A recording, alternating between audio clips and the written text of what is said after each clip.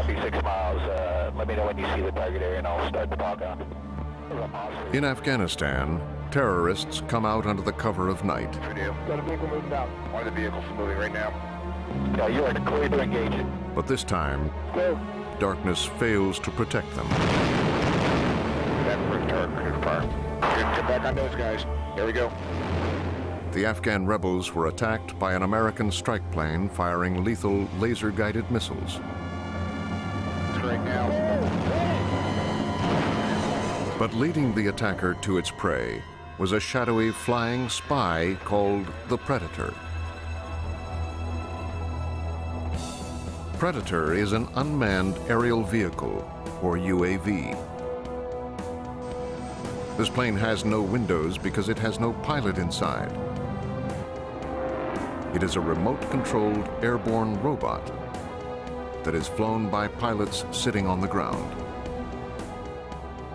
Its powerful cameras can spy on enemies day or night. And this visual information can tell commanders where the enemy is located and when to send in strike planes to attack. More people clear to engage all those.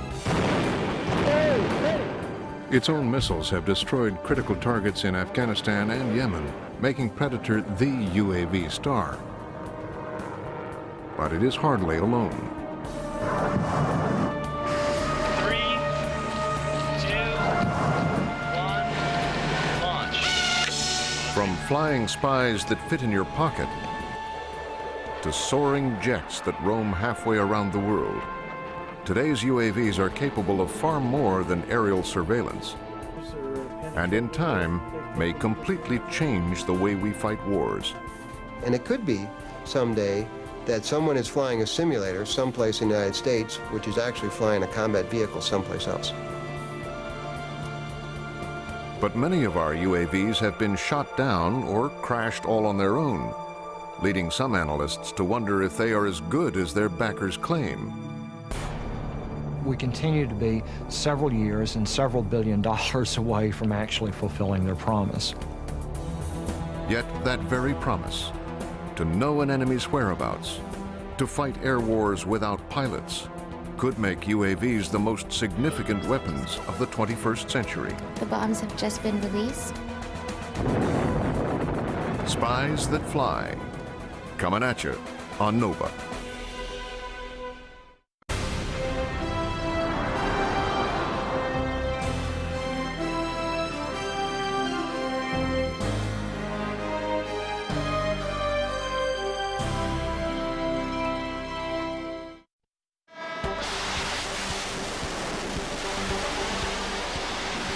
In the Persian Gulf War, America unveiled a dazzling array of high-technology weapons, led by computer-guided cruise missiles, precision bombs, and stealthy aircraft invisible to Iraqi radars. If and when the U.S. goes to war again, these weapons will be a crucial part of our arsenal. And so too will unmanned aerial vehicles like the Predator. These flying spies have recently been successful at locating dangerous missile launchers in Iraq and eliminating terrorist threats in Yemen and Afghanistan. Command is accepted. Without the need for cockpits or pilots, UAVs can assume a variety of shapes and perform tasks manned aircraft could not or should not do.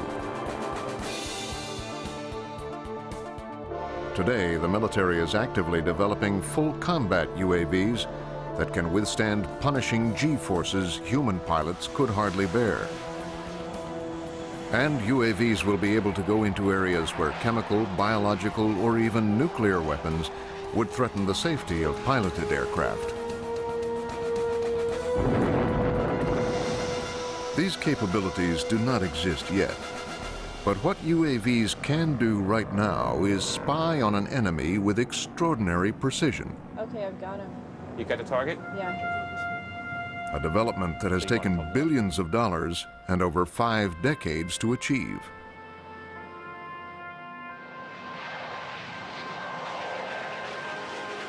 Long before unmanned aerial vehicles, this piloted aircraft, the U-2, was synonymous with the word spy plane,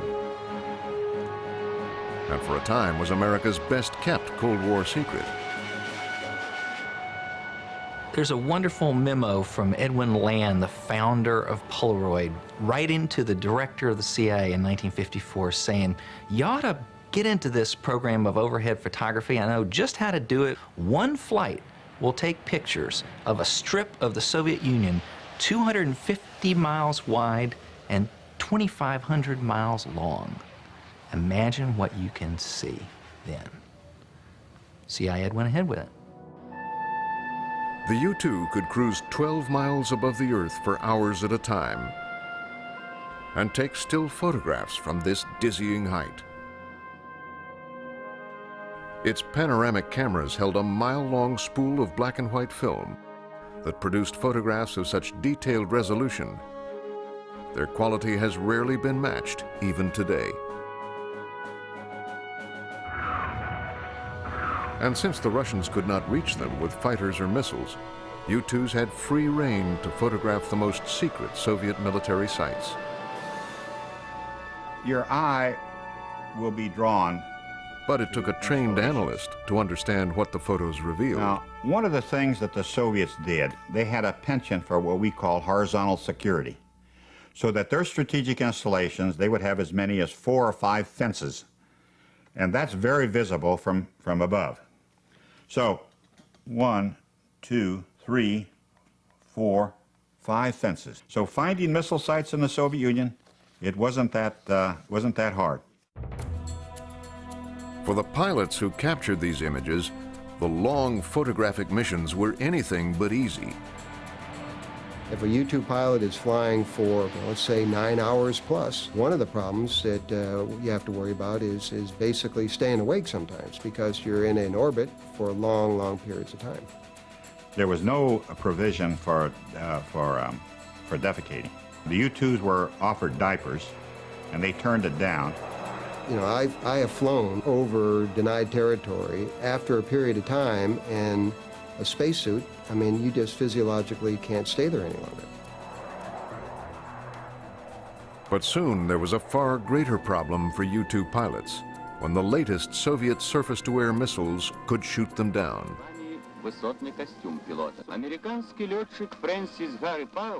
The first pilot to get hit was Francis Gary Powers. Though he survived, the wreckage of his plane revealed the extent of U.S. spying. In Moscow, Nikita Khrushchev is shown as he told the Soviet Presidium. Powers was politically embarrassing to the United States, but the U-2 did not stop flying, and in 1962 proved its immense value to the American public. This government, as promised, has maintained the closest surveillance of the Soviet military buildup on the island of Cuba. In October of 1962, U-2s had taken photographs showing the Soviets building secret ballistic missile sites on Cuba. Area. This was all new since the last time we had seen the area, which was about... Dino Brugioni was one of the first to see the evidence. But what drew their eye was that these objects didn't belong. This is ranch country. And here they were seeing 100-foot tents, 65-foot objects, and you know, these weren't manure spreaders, or these weren't things that you would associate with a ranch. Armed with this conclusive evidence, President Kennedy challenged the Soviets to remove the missiles or else. It shall be the policy of this nation to regard any... The Russians backed down, withdrew their missiles, and the crisis subsided. I may say, gentlemen, that you take excellent pictures. The work of these 2 units. Although the U-2 was hero of the moment, there was a little-known irony to the story. Even before the Russians withdrew, U-2 pilot Rudolf Anderson was killed over Cuba when his plane was shot down by Russian-made surface-to-air missiles. Piloting a spy plane was becoming extremely hazardous. Fortunately, America had developed another aerial spy that could take on dangerous missions risk-free, because it was unreachable and unmanned. The Corona spy satellite orbited above the range of conventional weapons and was capable of even far greater surveillance feats than the U-2. I'll give you the basic comparison. There were 24 flights of U-2s over the Soviet Union from 1956 to 1960. The 24th was Powers. The first single Corona spy satellite mission took more footage of the Soviet Union than all 24 of those flights put together. Corona's cameras were programmed to snap pictures only when its flight path brought it over targeted areas. But how would it get its film back? Unlike the U-2, satellites cannot land. So Corona had to jettison its spent film in capsules, which were plucked out of the air by catcher planes. As ridiculous as it seems to be catching canisters of films out of middle air with a net, they brought back miles of footage of the #1 adversary the United States faced. The Corona satellite system worked like a charm. But the information it provided was days old by the time the film got down and developed. This would soon change when virtually all satellites, regardless of their function, carried transmitters that could send data back to Earth electronically. And once surveillance satellites could transmit pictures instantaneously, they looked like the perfect aerial spies. But they weren't. One of the problems with satellites is that they're moving very rapidly over the face of the Earth. And so if you really want to take a picture of something where you need to loiter for a long period of time, the satellite does not allow you to do it. In fact, it takes sometimes hours or even days to be able to come back to that same point and take another picture. This means an enemy could evade a satellite by moving itself or its weapons. Although U-2s were better at tracking enemy movements, they could still be shot down. So our best aerial spies were becoming too vulnerable and too slow.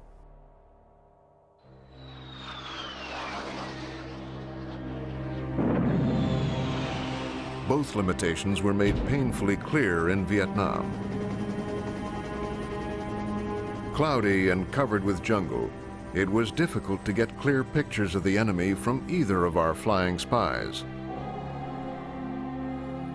Even worse, North Vietnam had acquired the latest Soviet anti-aircraft guns and missiles which could be quickly moved from place to place. And since we couldn't find these weapons, American pilots were always at risk of getting shot down. We lost pilots, we lost aircraft, and many of those pilots ended up being huge political liabilities because they ended up being prisoners of war. Not only were pilots at risk, American ground troops kept blundering into enemy traps. What the U.S. desperately needed was an unmanned aircraft that could find our adversaries before they found us.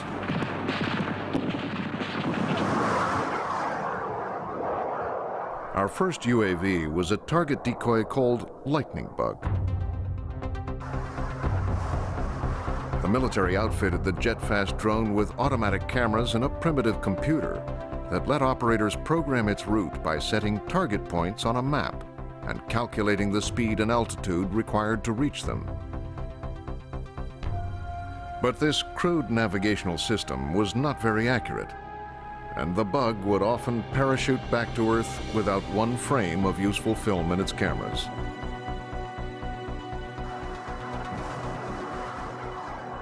Toward the end of the conflict, it did bring back some useful photographs, but not enough to justify its extraordinary cost. The Lightning Bug still is the most expensive drone system the United States has ever bought. In today's dollars, it's about $4.5 billion were sunk into that system to give us unmanned aerial reconnaissance over Vietnam and China. Lightning Bug was too ambitious for its time. it lacked the sophisticated computer and guidance technology available to later UAVs. But Vietnam would also reveal the limitations of other weapon systems as well. And in the years following the war, the military would concentrate on developing stealthier aircraft and precision-guided bombs. But building a better UAV would fall to the Israelis. In 1982, the on-again, off-again Arab-Israeli conflict burst into a full-scale war in southern Lebanon's Bekaa Valley. Here, too, Soviet-made surface-to-air missiles wreaked havoc on an air force. The Bekaa Valley was a death trap. There was so much sophisticated Russian equipment, both the radars to operate the anti-aircraft missiles and the anti-aircraft equipment, that the Israelis had to find a solution to counter this very, very severe threat. What the Israelis rolled out to meet that threat was a meek little propeller-driven UAV with no firepower whatsoever.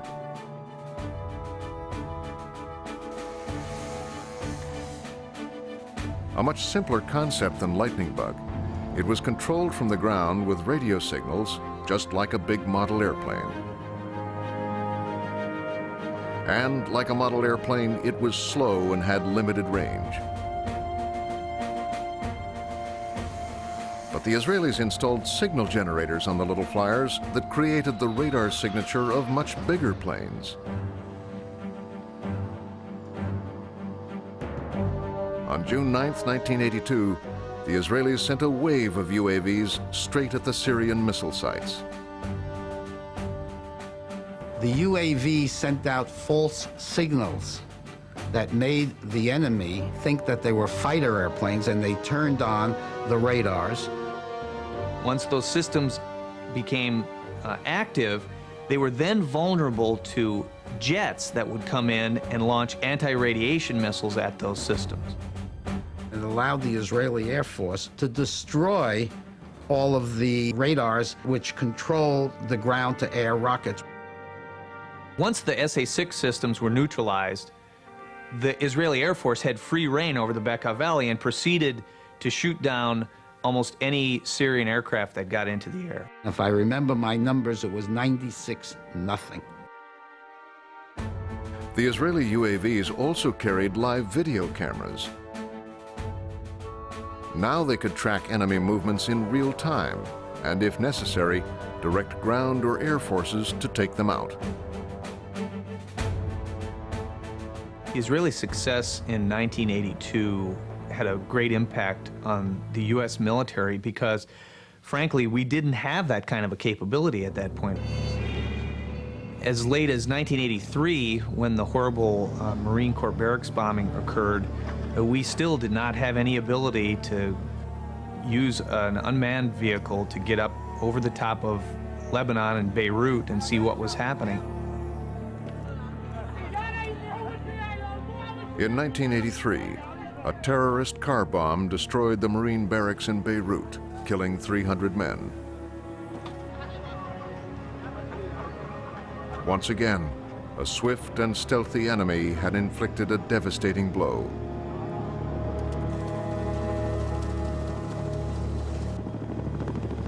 So the U.S. quickly developed its version of an Israeli-style UAV to help keep track of enemy activities on the ground. Called Pioneer, it first saw action in the Gulf War. It was not impressive looking, but it had powerful video cameras and could stay aloft for hours at a time. It was assigned to Navy battleships to give gunners a bird's-eye view of their targets.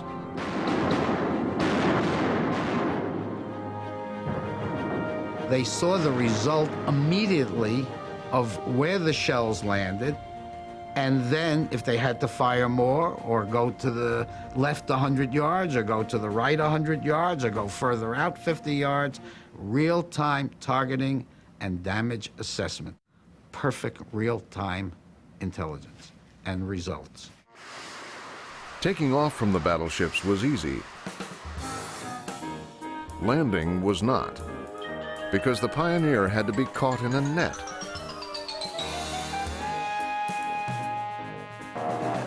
They managed to catch it most of the time, but the result often grounded the plane for repairs.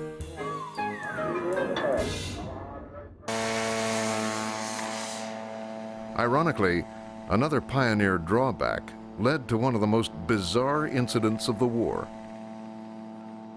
Really, the Pioneer is not totally stealthy. Had a kind of a loud lawnmower type of an engine, and the Iraqis finally figured out that when you'd hear this lawnmower engine overhead, soon thereafter, there were very large rounds that would descend on them from these battleship guns.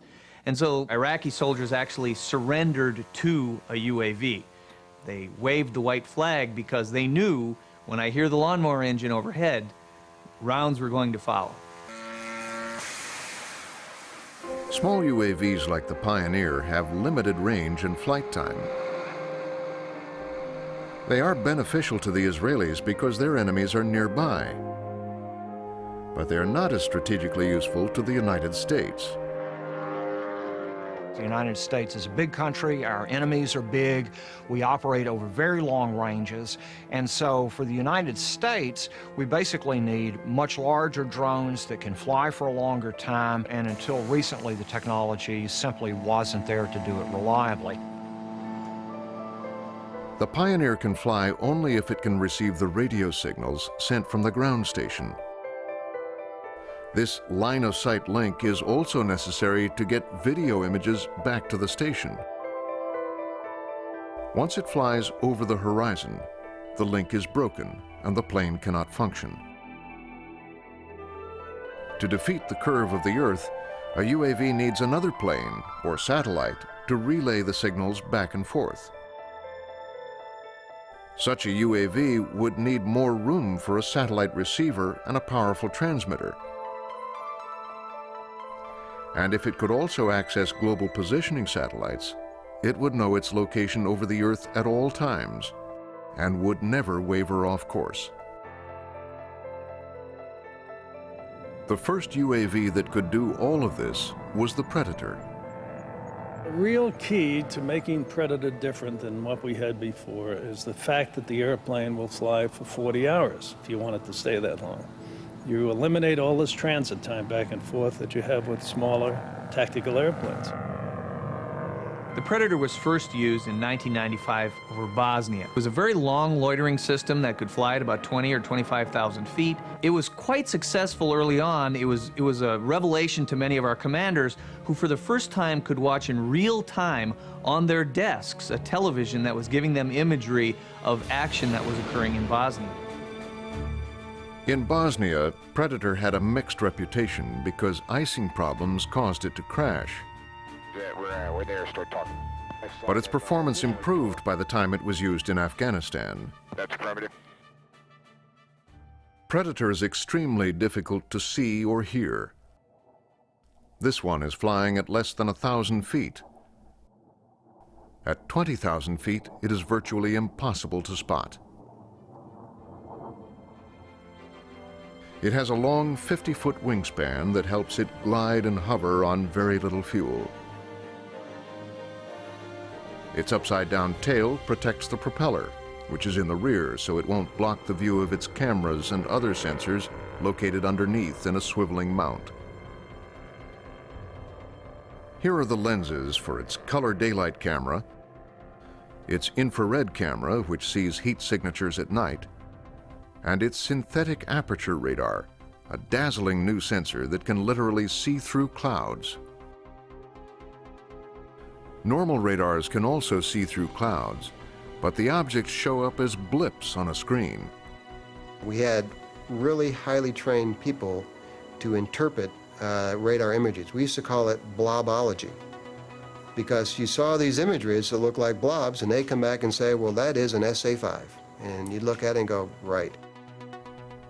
But synthetic aperture radar can take those blobs and recreate a real-world object. Today, I can interpret what is. So the resolution from radar is just incredible. And Predators are equipped with one other system that proved so successful in the Gulf War. We also carry a laser designator so that we can designate for missiles fired from Predator or from missiles fired from tactical airplanes. Once Predator was armed with precision-guided Hellfire missiles, it became a killer as well as a hunter, and today performs both missions. The Predator is operated from a ground control station which is brought to the closest and safest airfield. Probably just keep scanning the area, see if you can pick up any targets to the west of the field. Inside, an actual Air Force pilot flies it with a joystick or puts it on autopilot as if he were in a real cockpit. Okay, I'm going to come hard about, headed towards the target to reduce the range. We can get a better... He monitors the plane's altitude and speed and can even see through a camera mounted in the plane's nose. All right, that's how we'll do that. A sensor operator scans video monitors, watching for enemy activity. Okay, I've got him. You got the target? Yeah, he's moving towards the gate. How are we doing? Doing perfect. In this exercise, the team has found an unauthorized vehicle in a restricted area. Thank you. The Predator's camera tracks and notes its position and stays glued to the target, which cannot escape even when the driver realizes he's being followed. He's not getting away from you, is he? Okay, coming to a right turn, heading due south. Today that we have to keep an eye on, I guess. Yeah. But here we see the camera zoomed in on the target. When the Predator's cameras try to survey a wider area, they are not as effective. Predator is a very good way for following a truck driving down a highway. It's not a very good way to look over an entire city to try to find that truck to begin with. It's very much like looking through the proverbial soda straw. If you know where the target is, if you know pretty much what you're looking for, it's a good way to keep track of that target, but that narrow field of view camera really isn't going to help you find things unless you already know where they are. The lower Predator flies, the clearer its images become. But this increases its vulnerability. So it's safer to operate at night. But this is not always possible. Here, a Predator monitoring activities in Iraq is being targeted by Iraqi missiles.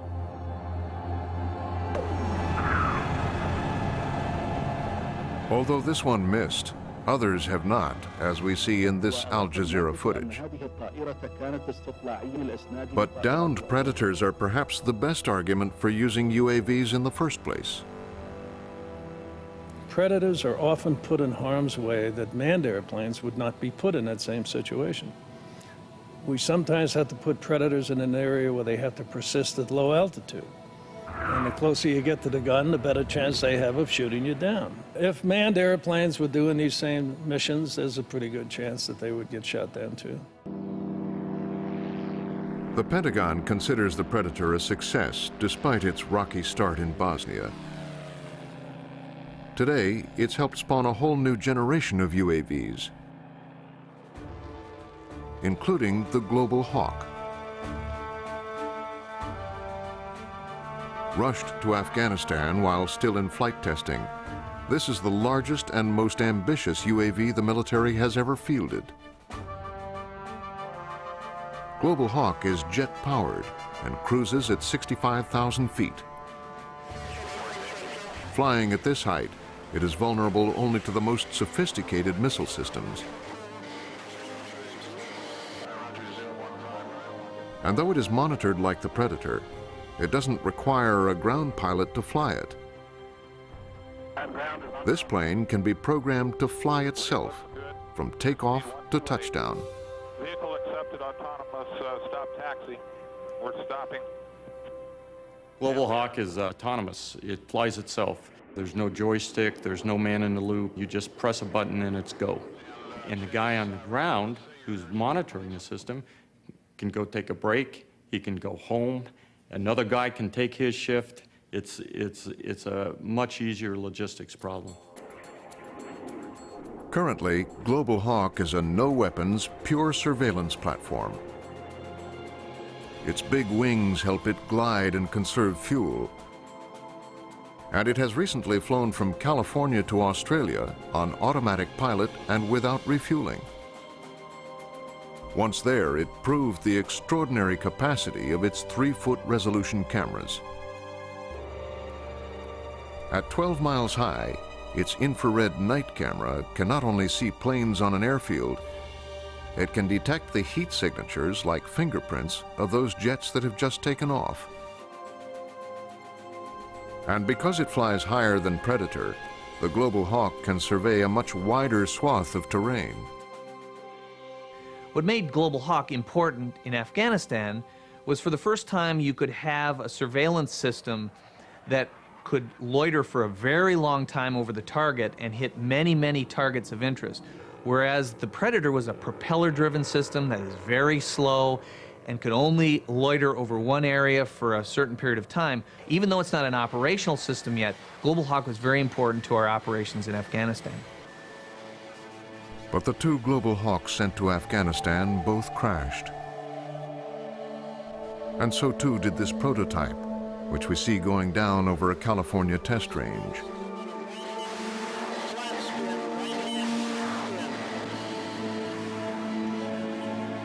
In a desperate attempt to regain control, operators try releasing fuel to make it lighter. But like most pilotless planes, it was not equipped with a costly backup control system. So the big jet keeps spinning and tumbling until it crashes. The cause linked to software problems.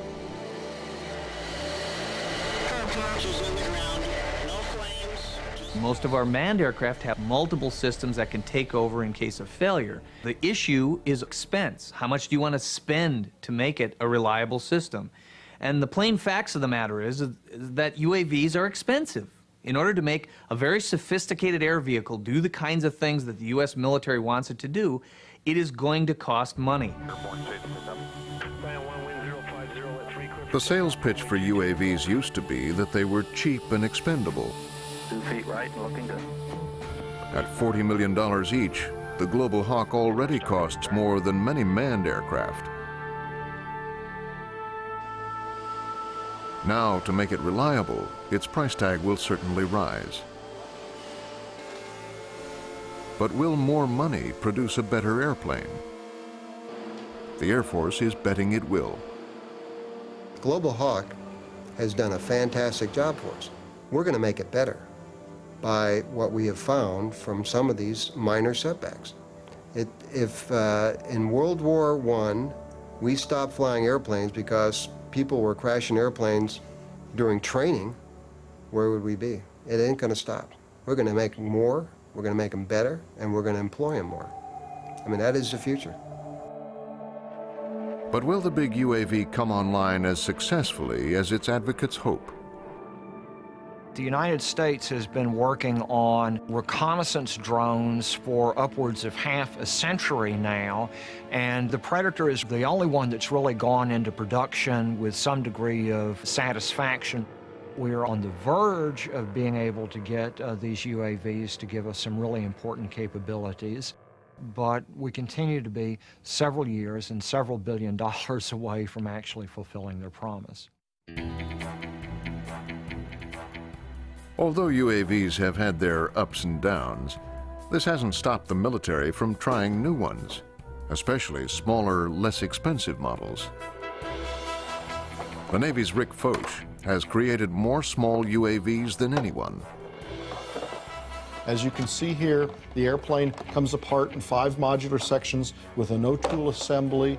The Dragon Warrior is being designed to be transportable in the back of a Humvee.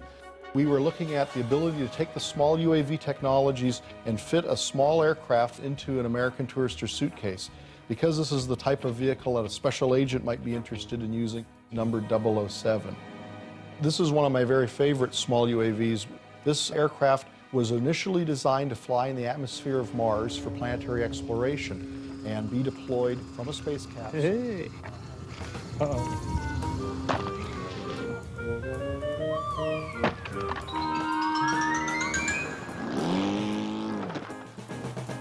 The history of small UAVs reveals far more failures than successes. But these miniature flyers at least have the virtue of being vastly cheaper and a lot more fun.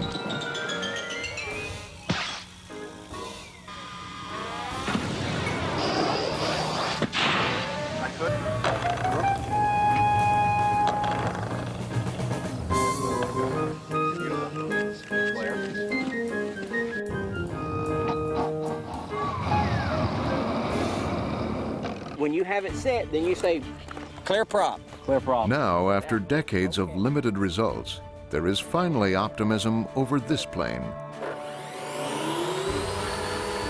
Originally developed in Rick Foch's laboratory, it is called Dragon Eye.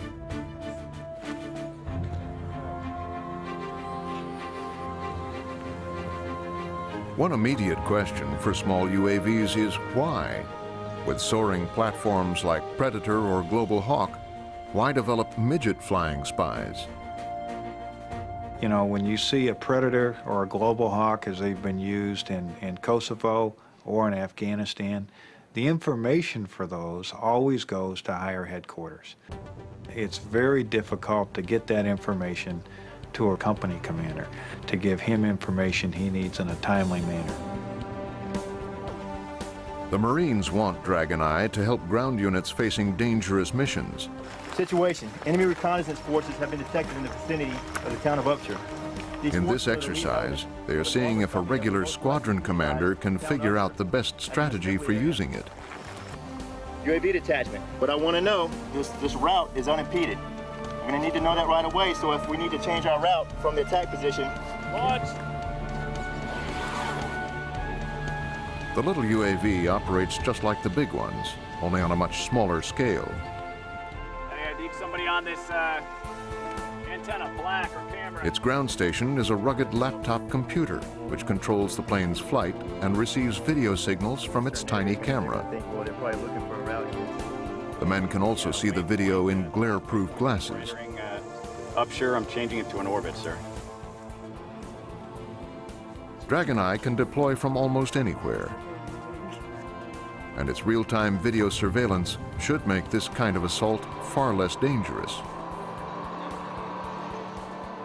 He can take that UAV, fly it along his route that he wants to walk, and it will tell him what's on that route. Is there any kind of threats, vehicles, hazards, anything he needs to be aware of?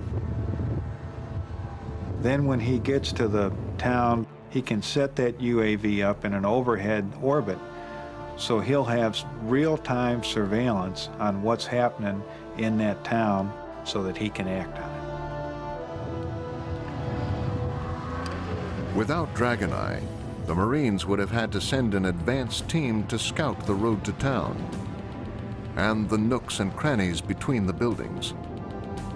This is the most dangerous assignment any soldier can face, particularly in an urban setting.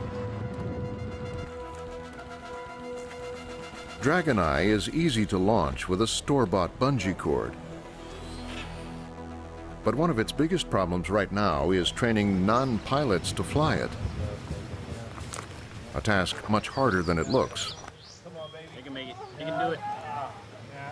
Got it. Yeah. Oh. Oh. This is why the little airplane is built tough.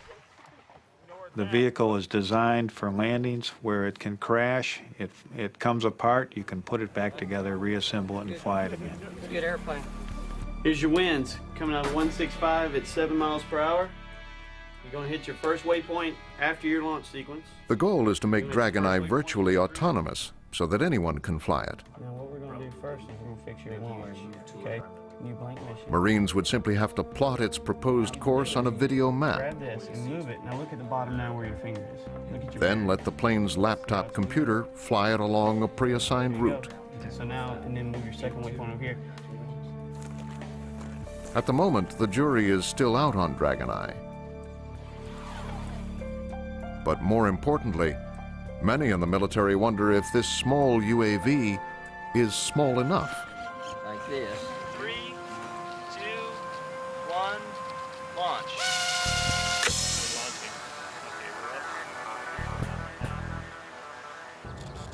Here's the Black Widow. It works like a dragon eye, but is the size of a portable CD player. It was created by AeroVironment's Matt Keenan. Okay, here we go. The remarkable 6-inch flying disc can stay up for 30 minutes at altitudes of 600 feet or more. All right, I'm just coming over the wash now. I can see all the buildings. It returns high-quality video images from a camera about the size of a penny. And I'm up at 500 feet.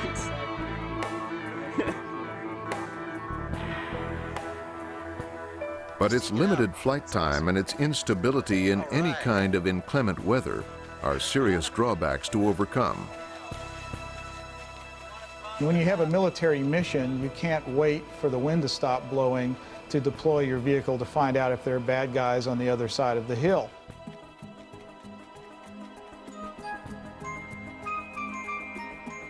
But what about indoors, where tiny flyers would not be bothered by the weather? Here, for the first time, roofs or walls would not thwart a flying spy. But an inside UAV would have to be extremely small, and it would have to fly like, well, a fly, flapping wings and all. If you're trying to make a small robot vehicle fly inside, fixed-wing vehicles fly too fast to go down corridors and make turns, but with a flapping wing device, the energy is much lower and spread out in time, and we could survive a wall strike, perhaps, and continue the mission. A bug-like flyer once seemed impossible, but at the cutting edge of UAV technology, researchers like Rob Mickelson are studying the complex process of insect flight in an effort to build a micro-UAV. Insects and birds flap their wings. This not only propels them forward, it gives them the lift they need to achieve flight. Fixed-wing flyers work differently. They need speed and airflow around their wings to create enough lift to fly.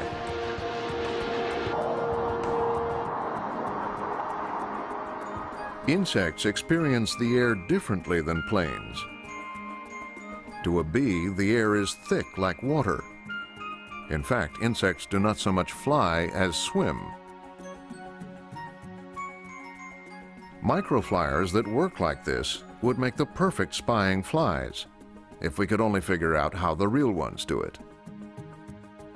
One of the problems to date is that we didn't understand how insect flight really worked. Most people are probably familiar with the old adage that the bumblebee is impossible. Well, that's only because the equations for flight didn't account for all that was going on in a bumblebee wing. Clearly the bumblebee flies, the equations just didn't show it. Today, researchers are getting close to solving the puzzle. They now know that insects use their wings to create powerful air currents and wakes, and then use those currents to help propel them along. It turns out that insects are capable of extracting energy from the wake of the previous stroke. This occurs simply because when a wing moves through the air, it's inducing flow behind the wing. And as the wing flips back, some of that flow is actually directed back towards the wing. So effectively, it's increasing the velocity at which the wing is moving. Michael Dickinson studies the wing motions of flies with an eye toward replicating their movements mechanically. Flies have a remarkably sophisticated control system that enables them to maneuver and fly stably. And I think there are many lessons we can learn from flies as we begin to design a robotic insect. He calls his mechanical wings RoboFly and places the flappers in mineral oil to recreate the resistance tiny insects receive from the air.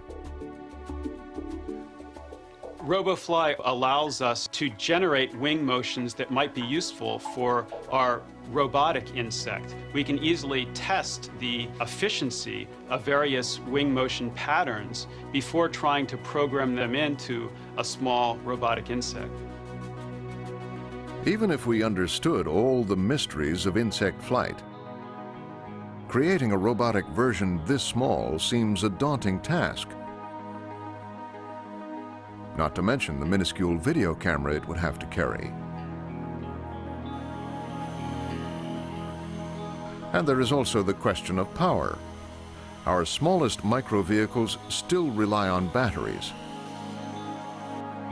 A very tiny UAV could not carry the weight of a battery with enough juice to fly it.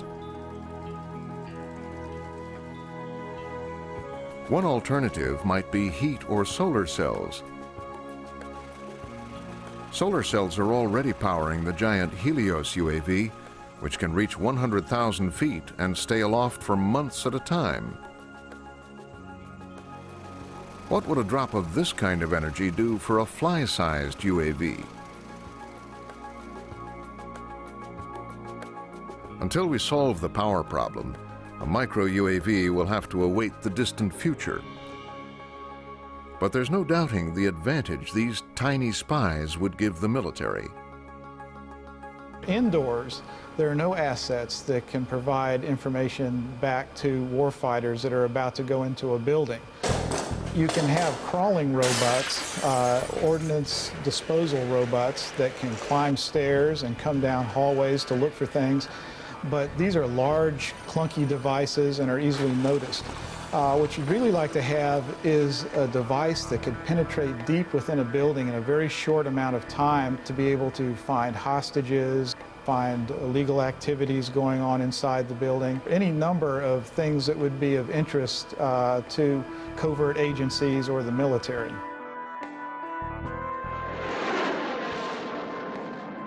While the search for microflyers is still in the lab, the military has scores of UAV programs in active development. And the reason for this is fairly simple. They will change the way wars are fought.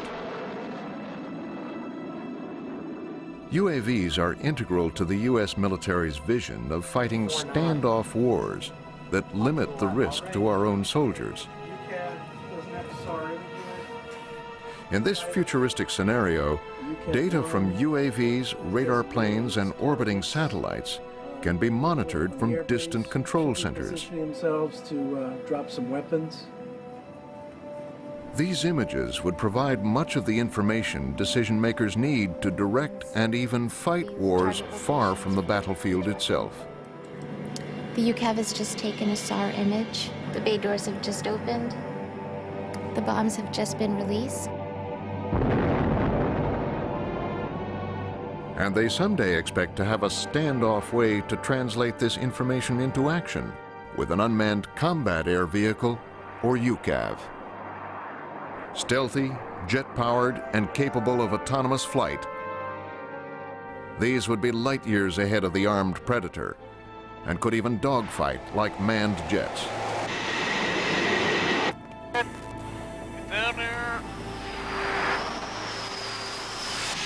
More importantly, UCAVs would probably become the initial strike force in a full-scale war. A UCAV will be one of the first systems you'll normally send into an environment because we never have perfect intelligence about what our adversary is doing. So it's very attractive to be able to send a highly capable, lethal system that is not manned before we start sending manned aircraft in there. But will pilotless strike planes increase targeting errors?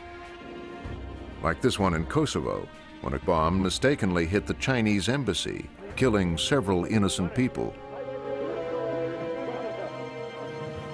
The Air Force contends that UAV cameras have the potential to decrease all bombing errors by providing better intelligence to decision makers.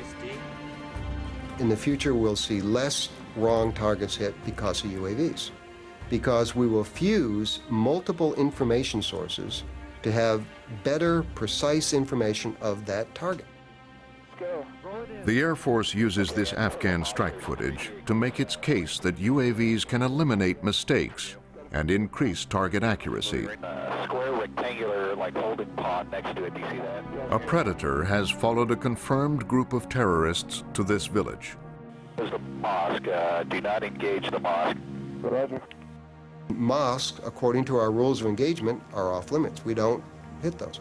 But we knew all around this area, all around those buildings, were lots of Taliban and Al-Qaeda. So we were waiting for just the right time. Got a vehicle moving out. One of the vehicles is moving right now. Yeah, you are clear to engage it. That first target confirmed. As instructed, the mosque was spared. But the terrorists were hit with lethal accuracy by a manned strike plane directed to this spot by an unmanned predator. If an armed predator had performed this mission on its own, it would have followed the same rules of engagement.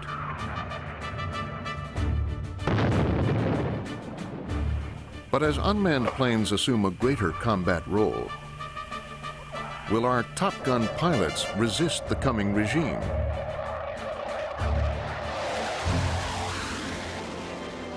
This idea that pilots are obstructing UAVs is called the white scarf syndrome. You simply can't make that argument in an environment where this one nation is pursuing UAVs like no other. In many cases, that it is pilots who have been pursuing this technology because of the way it complements their job in combat. Many of these UAVs will do jobs that pilots definitely don't want to do because they're going to get killed. Whether Right Stuff pilots will really embrace the new hardware remains to be seen.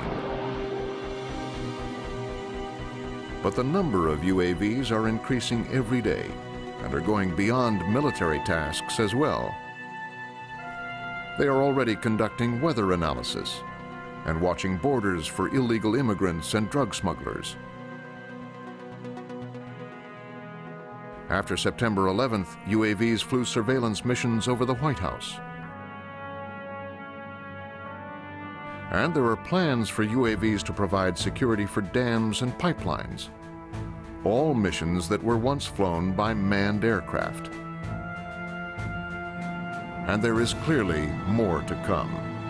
We cannot uninvent uninhabited air vehicles. They are here to stay. It is the future. But in my lifetime, I will tell you that we had the ability that I could get on a commercial airplane and there may not be a pilot on it. This is your pilot speaking. Please fasten your seatbelt, relax, and enjoy the flight. But will anyone buy a ticket?